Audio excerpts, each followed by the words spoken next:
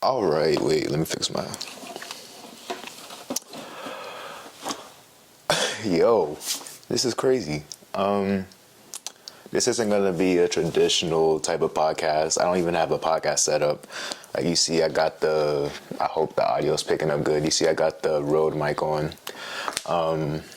No actual mic, no actual setup for my other videos. If you're watching the video, to my regular audio podcast listeners, like this is normal to you. Maybe it sounds different, but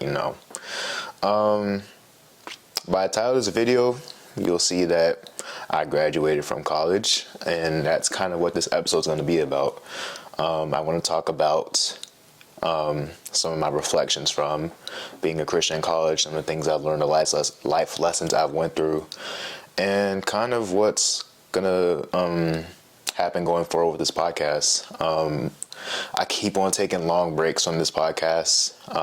If you watch a few of the previous episodes I put out, I had mentioned that I stopped putting out episodes on a normal basis because I felt God convicting me to take a break because I needed to get my knowledge of the Word down. I needed to get in the Word. When I was recording all those episodes, I think it was 2023, early 2024, when I was consistently putting out episodes, I wasn't really in the Word enough. I wasn't reading my Bible enough. Now I read it every day. I study it deeper. I actually just opened my very first commentary that one of my friends got for me for Christmas. So I'm getting deeper into the Word. I felt God telling me, you need to watch what you're saying. And the Bible does say, like, it warns against improper teaching of the Word and like leading people astray from the Word. So I felt a conviction to stop, study the Bible more, and not just actually say, oh, I'm gonna study it. I actually did it. Like, I actually have good knowledge of the Bible. I could teach it. Excuse me. So yeah, I took a detailed and thoughtful break from these episodes. Even when I came back and made those few episodes, I was in a good space to like teach what I was talking about. Like, I felt like those episodes were a lot better than the ones I put out before. And I even have some in the vault that I recorded over the last year or two, but just didn't put out because I was busy with school. But yeah, I'll get into more about the future of the podcast soon. But first, I want to get into college. I attended Virginia Tech. I started in August of 2021, and I graduated December 2025. Started off as a computation modeling and data analytics major. We could just call that CMDA. And then fall of my sophomore year, I switched into sports media analytics, which is more so journalism/communications. And I started that in the spring semester of my sophomore year. And that's the degree I graduated with. I graduated with a minor in religion as well. And now I will be attending Denver Seminary in their DC/Maryland campus at my church, First Baptist Church of Glenarden. I got accepted in Denver Seminary, and I will be pursuing a Master of Divinity. I have the goal of becoming a pastor. So, yeah, that's kind of what my future looks like. Post-college, I also got a job. Thank God I got a job. Life would have been so much worse, in my opinion, if I graduated without a job and started 2026 jobless. So thank God that I got employed. So yeah, I will be attending Denver Seminary, looking to become a pastor. I've talked about this in previous episodes as well, but I own a nonprofit called the Christian Fitness Organization. I'm doing a lot of really big things with that in 2026 as well. We had a very good year in 2025. I want to talk a little bit about 2025 for me as well, because it was just so much success, so much favor that God provided me in 2025 with myself, my nonprofit. Really nothing but goodness through all 2025. So yeah, I'm doing a lot of big things in 2026 with that. It's a sneak peek. We're going to do scholarships. So if you're a college student listening, you might want to check us out. We'll have scholarships available the application will be available in March. But back to the main point of college. So coming into college, it was hard socially because I'm an introvert. I'm coming out of my shell though, gaining my social skills as I'm getting older.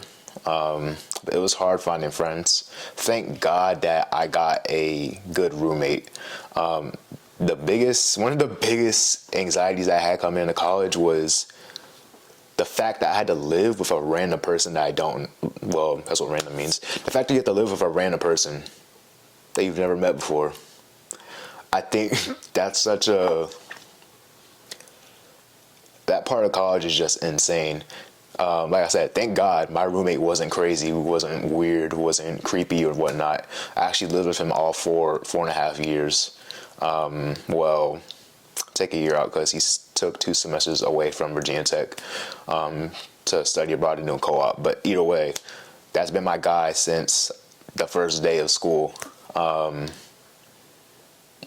That made life so much easier the last 4.5 years because I didn't have a crazy roommate. But either way, coming in, I had my roommate as a friend, stick friends throughout college. It was really sad having to leave him when I left Virginia Tech and moved back to Maryland. It's also, they also don't tell you about how hard it is to leave the life that you have at college. But yeah, I had him as a friend. I had my friend, his name is Jack. I had my friend Lindsay as a friend. My other roommate, Ben, he lived across the hall from our dorm room freshman year, but we moved into an apartment with Jack. I had him and a few other friends, but I didn't have a very large amount of friends. And that I'm kind of okay with because I'm already somebody that doesn't like having a bunch of friends, because I just feel like more amount of friends, like more amount of trouble, kind of. That's just my philosophy a little bit. That's just like how I've peeped things. But that's always not true, of course. I just like keeping my circle small. But the fact that I didn't have that many friends also meant I didn't have a lot of Christian friends as well. I didn't have a lot of Christian relationships. I think I could say like throughout college, I only had about 2 people, 2 or 3, maybe 4 people at Virginia Tech that I could talk to about God and my faith in Jesus. So that was hard. So I think throughout college, I kind of kept that side of me inside, and like more of that came out when I was back here in Maryland with my other Christian friends, and then when I'm doing this podcast, doing this content and whatnot. So yeah, I think something I learned is I need to be more outgoing about my faith. I always think that there are certain moments when you shouldn't like not every conversation requires you as a Christian to demonstrate your. I don't know why I just stopped recording, but I'm gonna just keep going. I got cut off, but I was saying that every interaction doesn't require. I think it requires discernment to understand when you need to talk to people about faith, when you should bring it up, when you should call people out, when you shouldn't call people out. So I'm heavy on that, but I have like in college, I just didn't spend enough time like actually discipling / evangelizing, I think. But I don't know. I can't say I don't know if there was a time where I should have. Yeah. So that's like one thing I learned. And I also found out in my last semester that there are people out there that are really nice on your college campus. Like I didn't make a lot more friends until my last semester of school, which was really sad because I made a bunch of very good connections and I had to leave them. But to anybody that's like doubting if you'll make friends or whatnot, like you just got to go find them. Like I found these people because I got involved with a student organization called the Entrepreneurship Club at Virginia Tech. And if it wasn't for that, I wouldn't have made some of the friends that I made, and potentially like, all right, my camera keeps interrupting me, but I think I was saying I left a bunch of relationships at school because I made them last second. And I didn't really get to like expand on them. So like to anybody that's going to college and kind of worried about the social aspect, You just you gotta get out there. Like, I know it's hard, especially for introverts. You gotta force yourself to get out there. If you want to have a social life, you don't have to have like every single friend on campus. You don't have to be friends with every single person on campus. But if you want to find some people, like, they are out there. You just gotta go find them. That's something I do wish I did earlier, only so I could have more friends, more relationships, and especially so I could join the Christian groups, because there are a lot of Christians on college campuses. There are plenty of groups. I'd say be careful about which groups you choose, but there are certainly student bodies of Christians that are available. So I wish I had gained the excuse me, the strength to attend some events, to talk to some people, so that I can make more connections, so that I can find people to be more open about with my faith, be open. Yeah, whatever I just said. Yeah, you get what I'm saying. So yeah, there were a lot of tests. But actually, before I say that, I don't want to scare into people, but I do want to give a fair warning about the social life. Like, I don't think there's enough emphasis on that aspect of college. Like, I think parents, teachers, advisors, like, their main focus they want to emphasize the educational part of college for you, but once you get to college, like, it's like a different life. It's a big change of scenery, and it's different for everyone. But there's certainly a big change in the social aspect. So I just want to give a fair warning to anybody that's new to college, anyone in high school might be listening, or anybody that's even struggling. Like, you'll probably relate to this. Yeah, just make sure you try and go find some people.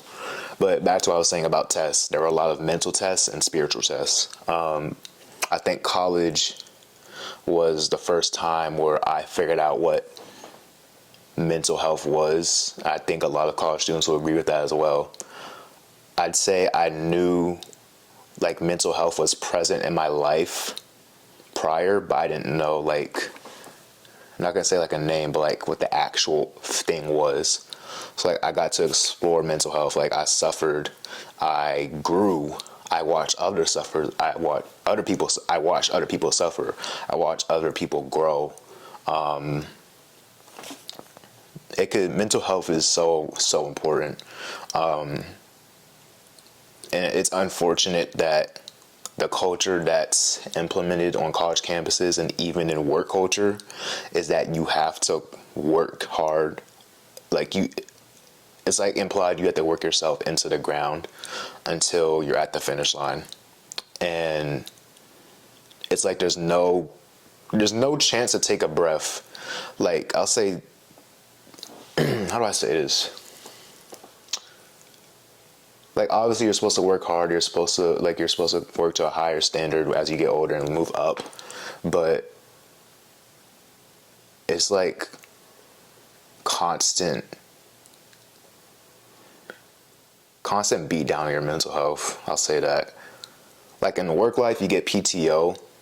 You get days off. Like, if you're working 9 to 5, 40 hours a week, like, you get the weekends off. But unfortunately, in today's world, like, you got to work more than 40 hours a week in order to properly survive, depending on what your living situation is or what your life situation is. Yeah.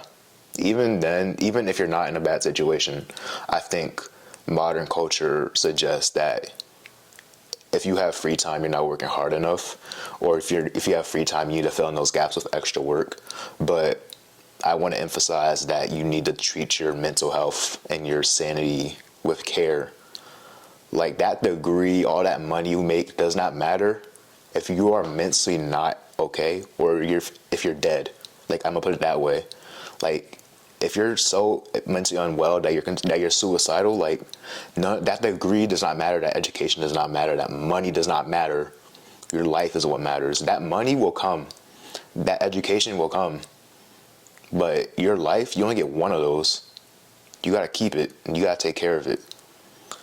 So I never got to that point, thank God. I never was, like, to a point where I was questioning, like, if I wanted to live or not. I could say I did face depression. It wasn't, I keep on like, I used to beat myself up for saying like, oh, I was depressed. But then I see other people that are like, I think diagnosed with depression or something like that. Like they're like visibly more in a worse state than I was. But I didn't give myself enough grace to say like, well, I didn't even understand that like depression can be at many levels. So yeah, I could say I experienced depression. It stimulated from, I mean, I'm so over it now that I don't even really remember for real what it was totally like and what it stimulated from. I will say it was a pile up. When things pile up, that's definitely what impacts you. I'd say I went through a heartbreak early in my freshman year. And on top of that, like I was doing computer science work, like coding, calculus, all that. It's so hard, man. Like shout out to everybody that has a CS degree that's good at math at a college level. Like it's hard. So like balancing all that. And then also when I first like felt that depression, and I'm remembering what caused it now. And it'll make me go into unnecessary rants. So I'm trying to stop. But other people's mental health was dumped onto me, and then it was unintentional too. So that impacted me a lot. So yeah. Oh, that's another thing I need to talk about. That's another lesson. I mentioned that everybody doesn't need to be your friend. I'm so serious about that, especially that first semester you're going to meet, your first semester in college, you're going to meet a bunch of people, and it's going to feel like, oh, we're all new, like we're all meeting people, of course we're going to be friends. But you need to learn like not to feel obligated to being friends with certain people and gaining the ability to walk away or distance yourself from people. Because I lost a bunch of relationships maybe in my first 2 years, and that was God protecting me because they didn't need to be in my life, and they were definitely holding me down. And like I said, there were people, it was really one person that like inflicted their depression onto me while I was dealing with my own, and that's what really put me into a really bad place in my life. And then on top of that, not even talking about mental health, like some people are just bad influences, especially if you're a Christian. Peer pressure, like the saying you are who you're surrounded by is very true. Influence, peer pressure, all that, it's real. And then I don't remember the verse, oh my gosh, but there's somewhere in the Bible where it says, well, let me put it this way.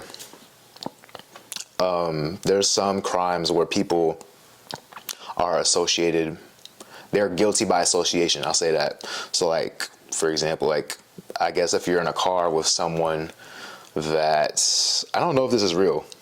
I might be making this up. I mean, guilt by association is real, but like this scenario that I'm making up, I don't know if it's implied the same. But like if you're in a car with someone that's driving high, and even if you're not high in the passenger seat or you're high in the passenger seat, like if that driver gets pulled over and you're in the car with them, they're going to get a DUI, and they're most likely, you probably would get some sort of penalty just because you're guilty by association, because you were there to witness the crime that was being done and you didn't stop it. So that applies with sin. If you are a bystander, like present with sin being committed, and you're not calling it out, you're somewhat guilty to a certain degree. If you're, how do I say this? I gotta find the verse. I'll talk about it in another episode, but if you're like allowing sin to happen with it, you're not walking away or you're not calling it out, you're essentially guilty as well. I'm going to find the verse at some point. But if you're surrounding yourself with sinful people and not having your guard up, you're going to get dragged into those sinful ways as well. Like I was surrounded by a lot of sinful influence, but I'm so deep in my word and deep in prayer and deep in my relationship with God that my heart is guarded You could say I have on the full armor of God. But I know when to say no. I know when to step away. I know what environments I shouldn't be in. But you also need to understand that as well. Yeah. I think as far as college goes, there's a few more things I want to say, actually. I'd say throughout college, my future felt cloudy because I didn't know what my professional career would look like. I knew I wanted to go to seminary and be a pastor, but I didn't know what my professional career would look like. I didn't know if I was going to have a job, and this job market is intimidating.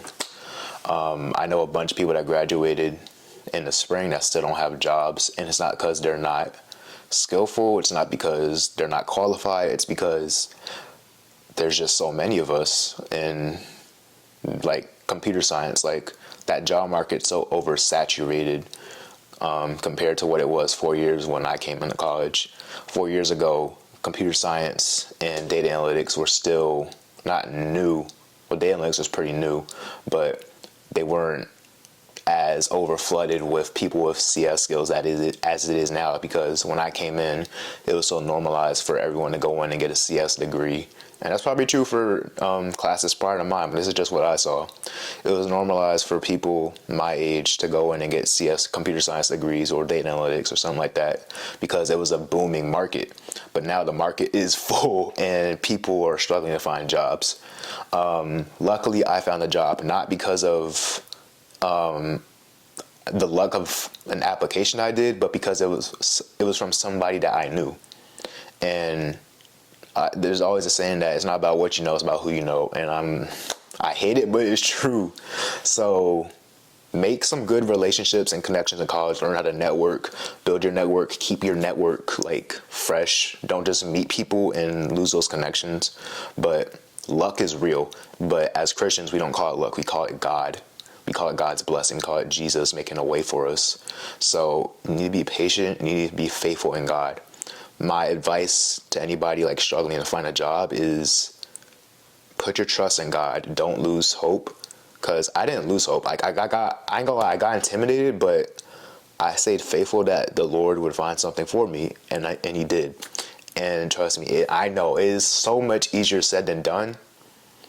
But you just got to stay strong in your faith and believe that God will make a way. You have to trust His will, more importantly. The job that you want may not be in His will, but just because it's not what you want doesn't mean that what God wants for you isn't good. So be patient with the job search. And I want to talk a little bit more about like God's will. Like things can change so quick.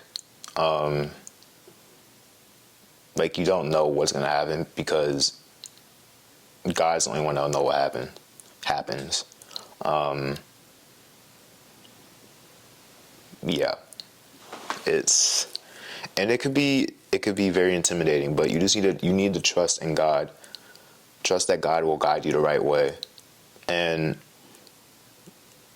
it's important that you study the Word to recognize how God works, because when you understand the Word and the teachings of the Word, and you allow yourself to be vulnerable, to allow the Holy Spirit to enter you and understand the thoughts of God and like make the discerning decisions that you need to make for your future and for yourself, it's a lot easier. Like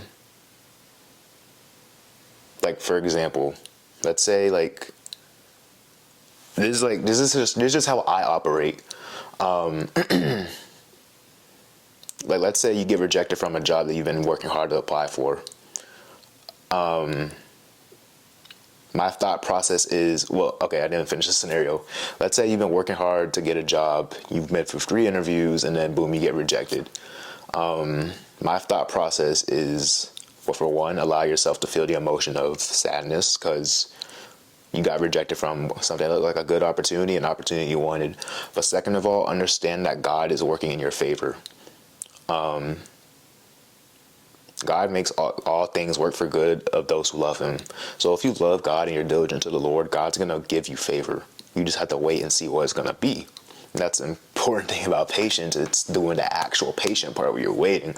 So my thought process is, yeah, I'm sad in this moment, but I know this is happening for a reason.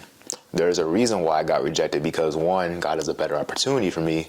And two, God doesn't want me here. If God wanted me here, he would have gave me this job, or I would have got the job. I made an episode about this. I don't remember when I did it, but it's my favorite verse is Genesis 50:20. As for you, you meant evil against me, but God meant it for me to bring about this present result to save the lives of many. I may have not quoted that correctly, but for context, it's about Joseph, who was thrown in slavery. He was sold into slavery because his brothers threw him into a pit, and then some traders came, picked him up out the pit, traded him to Egypt into slavery for money. And you would think he's living the worst life ever. And in the time he was living the worst life ever, he got his brothers betrayed him. His father didn't know that he was betrayed. He's a slave in Egypt. And then when he gets to Egypt, he finds favor, but then he gets framed for assaulting Pharaoh's wife. So then he's thrown in prison. And then all of a sudden, Pharaoh has a dream and needs someone to interpret the dream. And boom, Joseph has the prophetic gift of interpreting dreams given to God, a prophetic gift given by God. And his gift is used to save the lives of the Egyptians and even his brothers. And that verse, Genesis 50:20, that comes after their father Jacob died. And his brothers are apologizing for what they did. But Joseph said, yeah, you meant evil for me. You wanted me to suffer. But it was all part of God's plan for me to suffer, because if I didn't come into slavery and suffer and get thrown into prison and not be known by Pharaoh, then there would be nobody to stop the famine that would have wiped out all of Egypt. There would have been nobody to save Joseph's brothers. So God put Joseph in a position where he was going to be elevated to success, where he saved the lives of many. And to others, it seemed like hell, but it was really heaven on earth. And Joseph was appointed second to Pharaoh. And in Egypt, Pharaoh was seen as a god on earth. So if you're second to a god on earth, you're a king amongst, I don't know what I was about to say. You're a king. You're a king. So Joseph found favor after suffering. So we're going to suffer. Oh my gosh. I can't wait to make an episode about this.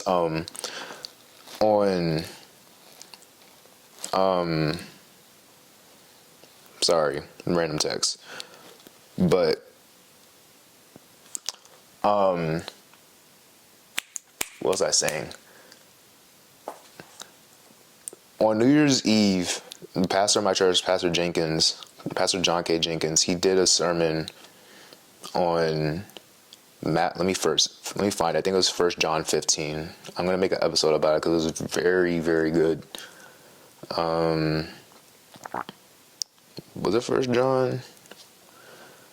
I think it was John 15. Hold on 1 second.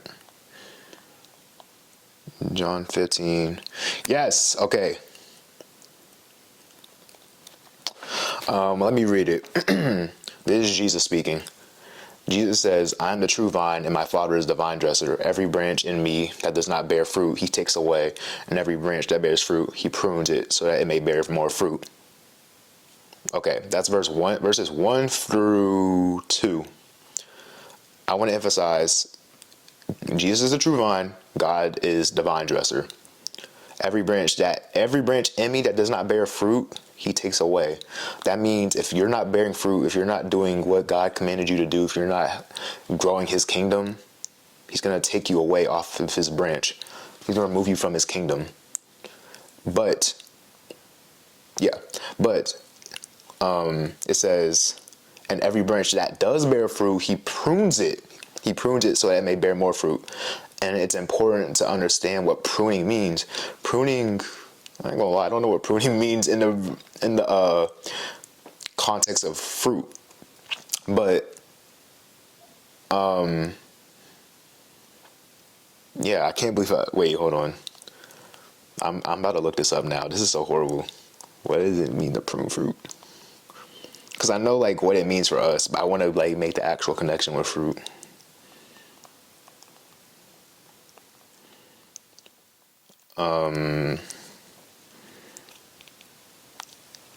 Uh,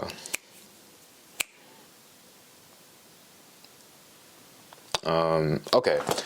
Based off what I just researched, it basically means you're gonna get like, you're gonna go through a process of growth. You're gonna go through a process of being changed so that the way you are can be stronger than how you were before you were pruned. Basically, forget the fruit. Basically, those who serve the Lord, those who are bearing fruit, those who are children of God that are serving his kingdom, discipling and growing the kingdom, they're going to go through persecution. They're going to go through suffering. They're going to experience negative times in their lives. That's what's going to happen to us. If you're a believer of the Lord, if you're a believer of Jesus Christ, you're going to go through rough times. Life without Jesus is not perfect. Jesus is the only perfect human being to ever exist. We're not perfect, and we're never going to experience perfection. But what we go through is going to build us close to perfection. We will never be close to Jesus' perfection. If you look at the lineage of Jesus in Matthew or Luke, there are a bunch of imperfect humans being used to do God's glory, to do God's favor. And like I said, we'll never be close to the perfection of Jesus, but we will be close to the imperfectness of those that God has used in the Bible to do great things.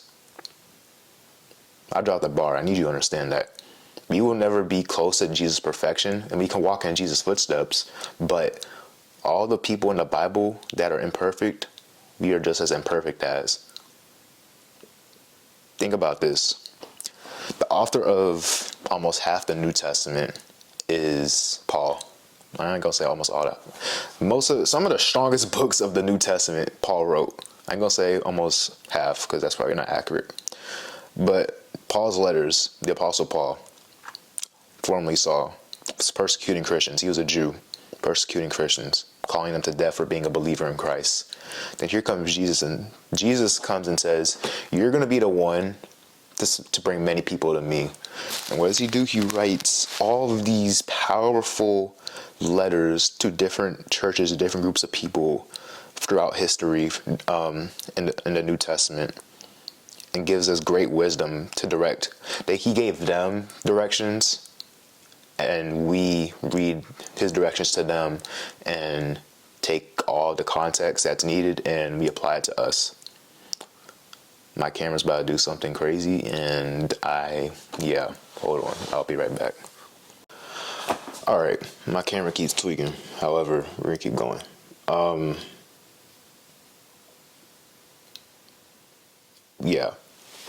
not gonna lie, I don't remember the last thing I said. I know I was talking about pruning. Throughout college, you're gonna face pressure. Let's put it there. You'll face a lot of pressure, face a lot of tests, a lot of adversity, but you gotta push through. You gotta stay grounded in your faith, diligent to what the word says, and you'll find favor in the Lord. So, I want to end it there talking about college. I want to kind of talk about a little bit about the future of the podcast. I'll look to do some shorter episodes. I'll probably have less guests.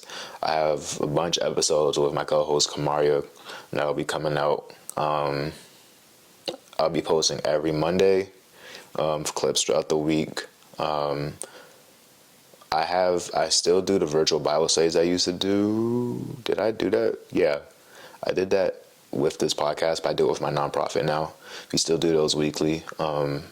Zoe, she's been on the podcast recently. Well, not recently, she's been on the podcast in the past. Zoe leads those, and then I'm also going to start teaching with her as well. So yeah, we're going to start a series on Mark in February. So please feel free to join those. But yeah, I want to get back to doing these. There'll be a lot more. Episodes will be topically based, but I'll be including a lot more of the Bible than I did in the past. So I'm looking forward to that. I kind of treat these as like sermons per se. If you're listening, I put quotes up. Yeah, it's essentially like me giving a sermon, low key, about different topics. I have a bunch of things I want to talk about, a bunch of controversial things I like to talk about as well. Yeah, that'll be the future of this podcast. This will come out this episode will be out on whatever next Monday, January 12th. This episode will be out January 12th. Mark my words, it'll be out. And after that, weekly episodes. Like I said, Mondays, clips. I'll bring a few guests on, not sure who.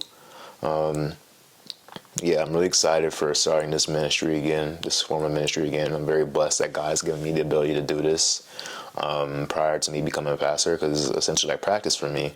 And I'm looking to connect with a bunch of people through this platform, through the internet, through a podcast. So yeah, really looking forward to the future of this podcast. Very grateful for my last 4.5 years in college, but here I am back at my home in Maryland. Very much looking forward to what's to come in the future.